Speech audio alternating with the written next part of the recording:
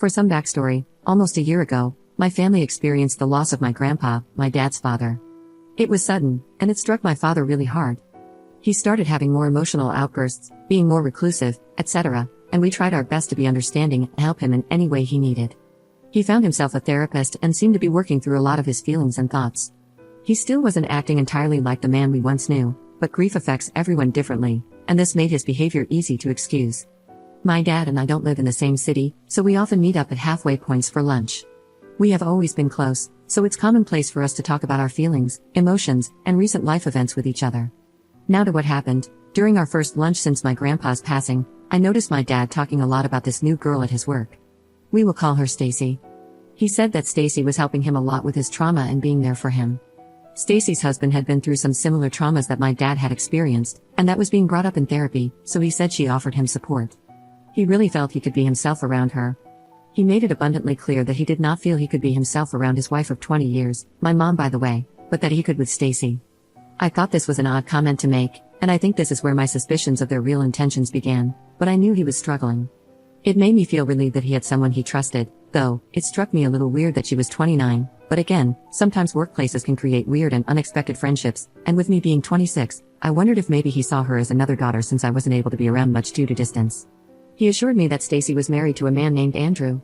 They were strictly friends, but in his own words, people from his work had started to think something was going on between them, so they had stopped talking at work and had moved to texting. He even went so far as to say later in the conversation that he thinks a strong marriage should be able to survive someone cheating. I assured him that that wasn't healthy and that I'm not sure what kind of relationship he wanted with his wife, but I did not want a relationship founded on infidelity. Obviously, my alarm bells were going off. With the little information I had on Stacy, I went and found her online. I stalked her, and just like my dad said, she was seemingly in a young, happy marriage with Andrew. She kept her social media pretty private, but from what I could see, she looked like your average 29-year-old woman. I couldn't possibly imagine what she would want with my dad, and if anything, I thought maybe my dad had a work crush that he was reading too much into. No one wants to think that their dad could be capable of a full-blown affair. Over the next few visits with my dad, I would hear him continually talk about Stacy when telling stories about work or discussing his friends. She always seemed to come up. I couldn't help but notice that he would avoid calling her by name. She would just be she, or her, or the girl from work. It's as if he completely forgot the things he had told me about her, or as if he was afraid to say her name around me. Infidelity is never mentioned again, but he is always talking about how he's fighting with my mom, Lily, how as he goes through therapy, she might not like the man that he's becoming. He tells me how he's standing his ground more often and getting into verbal arguments with her. I imagine this is self-sabotage due to his guilt because of the cheating. Fast forward to today, about a year since I first heard about Stacy. I went on my laptop, which I do not use often, and I opened Instagram. I realized I still had my dad's login credentials saved on my computer from a one-off back in 2016. My dad is and always has been sketchy with his passwords, so I assumed that likely it wouldn't work, but I tried the login anyway. To my surprise, I was in. I won't even pretend like I didn't know exactly what I was looking for or like I'm above looking through his private messages. I opened their messages, which were pretty bleak at first. I thought that I could rest my suspicions, more like hoped, until I couldn't. It started out with sending corny photos to each other. Things like, "You can kiss me whenever you want, I'm yours," and "Your arms feel like home and I'm homesick." Really juvenile weird stuff, things I wouldn't send to a coworker if you paid me. Still in denial, I kept scrolling, and that's when I saw it. Revealing pictures, from only her though, thank God for saving my eyes. Then, I saw the full-blown dirty texting conversations they were having and discussions about their existing partners and the potential of leaving them for each other. Conversations about their plans to sleep together for the first time, etc. You get the picture. All of my suspicions laid out in front of me. He was willing to risk it all for a married woman 3 years older than his daughter. He was willing to hurt the woman he had supposedly loved for 20 years, destroy his family, destroy Stacy's family. For what? Absolute freaking selfishness. The worst part for me was that they actively talked about their existing partners in this chat. Stacy is always making fun of my mom. Does Lily dress up like me for you?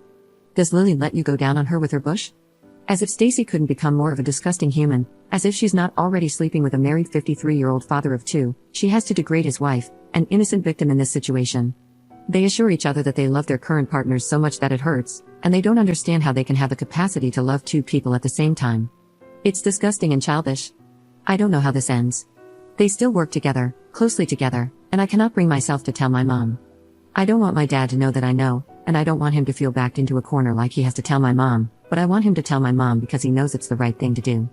I have looked up to my dad my whole life, and I feel like the whole view I have had of him as this selfless, loving, caring family man has been shattered. I'm so disappointed in his actions, and I don't know what to do. It's eating away at me. Update 1. So, I finally called my mom. She and my dad had spent the day together at their cottage, so I waited until they were home and then asked if she could go somewhere alone so we could talk on the phone. Her reaction was nothing like I imagined. She sounded like she already knew. Her reaction also made me feel like this wasn't the first time this has happened. She laughed and asked me what I thought I saw. She blamed herself and said that she doesn't meet my dad's needs. I explained to her that it wasn't fair and that she doesn't deserve to be lied to and cheated on. I said the way they spoke about my mom in the chat was disgusting and that whatever going on was wrong. She asked to see the screenshots, so I sent them to her. She kept reassuring me that her and my dad were in it for the long haul and wouldn't divorce. I told her I didn't care about that. I said no matter her decision, I supported her either way. Even though it wasn't what I was anticipating, I felt relieved. I felt like a weight had been lifted. She thanked me for telling her and said that I would always be her sweet girl.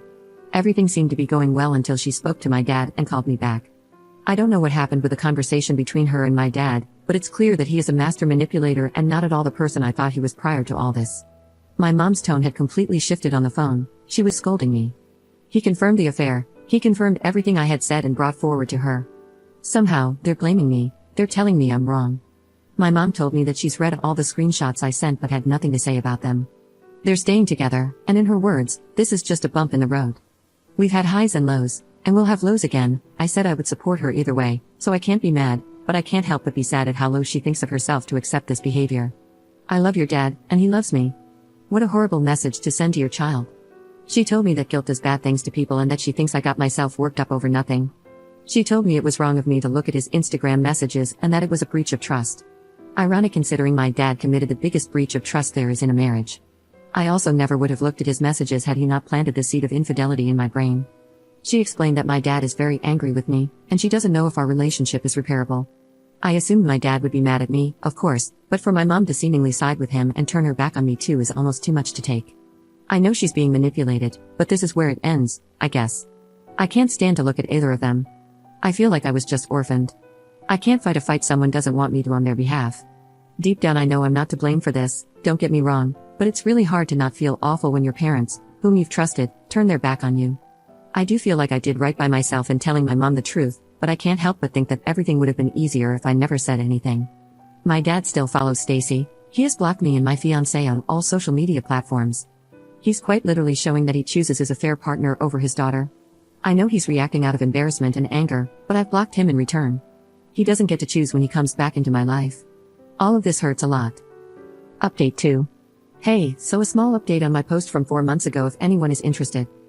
I've been working with a therapist to figure out what I really want to come out of all this and how I can proceed with or without my family. I initially settled on no contact with my dad and low contact with my mom. After some thinking, I decided that I wanted to have my dad in my life and rebuild at least an amicable relationship with him. I understand that may not be what everyone would choose, but I really couldn't imagine my big life events and my future without my dad. I reached out to my mom via text and asked her if she believed my dad was still too angry with me to talk.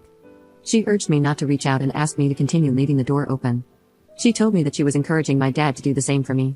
At that point, I decided that if he had to be encouraged to leave the door open for his only daughter, then maybe it actually wasn't worth reaching out to him. He ended up texting me the next day that he unblocked my number but he wasn't ready to talk. I waited 3 weeks for him to text me but received nothing. I reached out just asking for a timeline on when I can expect that he will be ready to talk, and he replied saying he had been waiting for me to contact him. Whatever, I guess, so the conversation started fine. He said he loved me and he missed me. He said that we were just going to have to agree to disagree on the whole situation. I explained that wouldn't be happening and that I didn't care about the cheating. That's not my problem. My problem is how he has hurt me and how his silent treatment affected me. Obviously, this is not what he wanted to hear. I'll spare you all the nitty-gritty. The conversation ended with him saying he was mad at me because I didn't come to him first and give him a chance to come clean, but in the same message said that if I had kept my nose out of his business, he would have taken this secret to the grave, and that it was me who hurt my mom because I told her. He repeatedly demanded that I apologize to my mom for hurting her and apologize to him for betraying his trust. There was a lot more to the conversation, of course, but to wrap this all up, I doubled down that I did nothing wrong. He is the one who betrayed his wife, and if my mom would like an apology, she is more than welcome to reach out to me directly. Other than that, we're done here. His number is blocked, and I don't plan on unblocking him. I feel confident in my decision this time. I don't feel like him and I are existing in the same reality. I don't feel like he's the dad I once knew. Sorry this is so long and not a happy ending at all, but it does feel nice to get this all out here.